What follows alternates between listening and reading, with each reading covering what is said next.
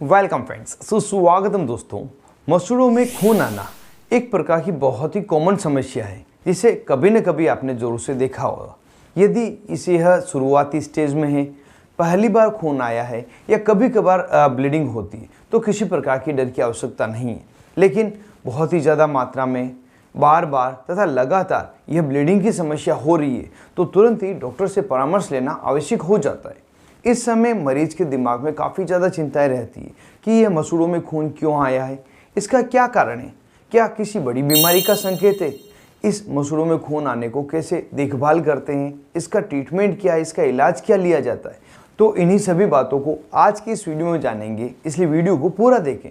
मैं हूं आपको होस्ट मोहित आदिज। हेलो फ्रेंड्स, नमस्ते दोस्तों। मसूड़ों में खून आना जिसे हम गम्स ब्लीडिंग कहते हैं, यह किसी एक कारण से नहीं होता। इसके कई अलग अलग कारण हो सकते हैं, जैसे कि मसूड़ों में सूजन आ जाना, मसूड़ों को और तथा दांतों का लंबे समय तक सफाई नहीं करना, मसूड़ों की जो लाइनिंग है यहाँ पर प्लग का जमा हो जाना, हार्ड ब्रश का प्रयोग करना, ब्लीडिंग डिसऑर्डर होना, डेंचर या किसी अन्य डेंटल अप्लायंस का लूज फिटिंग होना, ल्यूकेमिया जो एक प्रकार का ब्लड कैंसर है यह होना, विटामिन सी की कमी होना, ब्लड थिनर मेडिसिन का प्रयोग करना, विटामिन के की डेफिशिएंसी और लास्ट तथा मोस्ट कॉमन दांतों में तथा मसूड़ों में इन्फेक्शन हो जाना।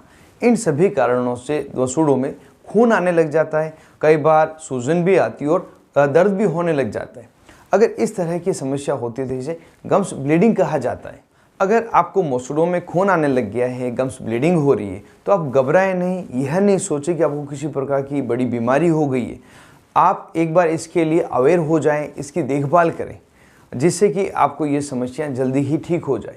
घर पे कुछ देखभाल के तरीके को हम यहाँ पे जान लेते हैं। उसके बाद हम जानेंगे अगर उनसे ठीक नहीं हो तो डॉक्टर के पास जाने पर डॉक्टर क्या ट्रीटमेंट देते हैं, क्या क्या दवाइयाँ देते हैं। पहले घर पे जो तरीके उपयोग लेते हैं उसको हम जान लेते हैं। घर में प्रयोग लाए जाने वाले तरीकों को अगर जाने तो खाना खाने के बाद में अंगुली की सहायता से मसूड़ों पर मसाज करें, जिससे कि फूड पार्टिकल बाहर आ जाए। दिन में 2 बार नियमित तौर पर खाने के बाद ब्रश करने की आदत डालें। जिस ब्रश का आप प्रयोग कर रहे हैं उसके जो रेसे हैं वह सॉफ्ट हो। दिन में 2 से 3 बार नमक के पानी से कुल्ला करें। फास्ट फूड तथा तंबाकू का कम से कम प्रयोग करें। साथ ही किसी प्रकार का डेंचर या डेंटल अप्लायंस आपने प्रयोग किया है, उसकी फिटिंग लूज है तो डॉक्टर से उसकी फिटिंग भी प्रॉपर रूप से करवाएं। गम्स की लाइनिंग पर जो प्लग जमा हो गया है उसको भी नियमित तौर से साफ करें। अगर यह सभी करने के बावजूद भी आपको बार बार गम्स में ब्लीडिंग हो रही है तो तुरंत ही अपने नज़दीकी अस्पताल में जो डेंटिस्ट डॉक्टर है उससे संपर्क करें। अब जब डेंटिस्ट डॉक्टर के पास जाते हैं उनके द्वारा क्या ट्रीटमेंट दिया जाता है उसे भी हम यहाँ पे जान लेते हैं। वैसे तो इसके कारण के अनुसार इसका ट्रीटमेंट दिया जाता है, लेकिन जो कॉमनली रिकमेंडेड ट्रीटमेंट है, जो कॉमनली शुरुआत में पेशेंट के जाते ही दिया जाता है, उसको हम यहाँ पे जान लेते हैं।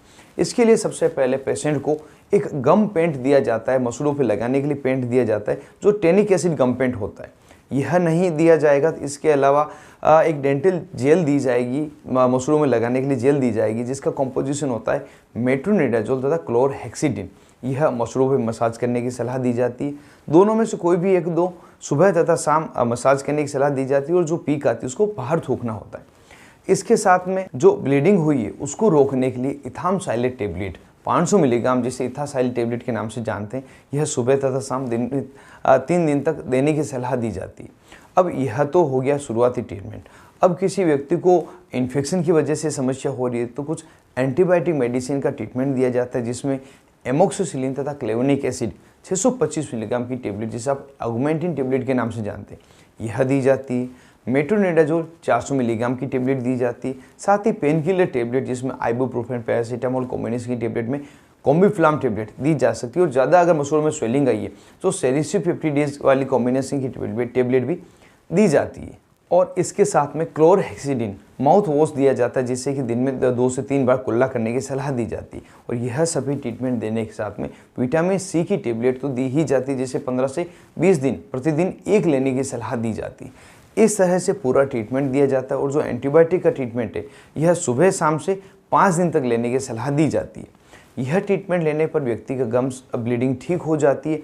और अगर किसी व्यक्ति को गम्स ब्लीडिंग ठीक नहीं हुई है या गम्स में किसी प्रकार की स्वेलिंग नहीं है, प्रॉब्लम नहीं है, फिर भी गम्स में से खून आया जा रहा है तो डेंटिस्ट डॉक्टर द्वारा मरीज को फिजिशियन के पास रेफर किया जाता है और उस समय फिजिशियन द्वारा कुछ ब्लड की जांचें करवाई जाती, जैसे CBC complete blood count, CT, BT, PT, यह सभी ब्लड की जांचें करवाई जाती है। उसकी जो रिपोर्ट आती है उसके अकॉर्डिंग मरीज़ का ट्रीटमेंट किया जाता है। यदि किसी को ब्लड कैंसर की स्टेज है तो उसका ट्रीटमेंट दिया जाएगा। विटामिन C की डेफिशिएंसी है, विटामिन K की डेफिशिएंसी, जो भी रिपोर्ट में आएगा उसके अकॉर्डिंग इसका ट्रीटमेंट किया जाएगा। तो इस तरह से जो गम्स में ब्लीडिंग होती है, मसूड़ों में खून आता है, उसका ट्रीटमेंट डॉक्टर द्वारा किया जाता है। तो आज के इस वीडियो में हमने गम्स ब्लीडिंग के बारे में पूरी डिटेल जानी है। गम्स ब्लीडिंग क्या होती है, किस कारण से होती है, घर पे देखभाल कैसे कर सकते हो, डॉक्टर द्वारा क्या ट्रीटमेंट दिया जाता है। यह वीडियो आपको कैसा लगा कमेंट बॉक्स में जरूर से बताएं, और ऐसे ही महत्वपूर्ण वीडियो देखने के लिए चैनल को सब्सक्राइब करके बेल आइकन को जोर से दबाएं। आप थे अपने दोस्त Mohit. Thank you friends, take care and be careful medicine users.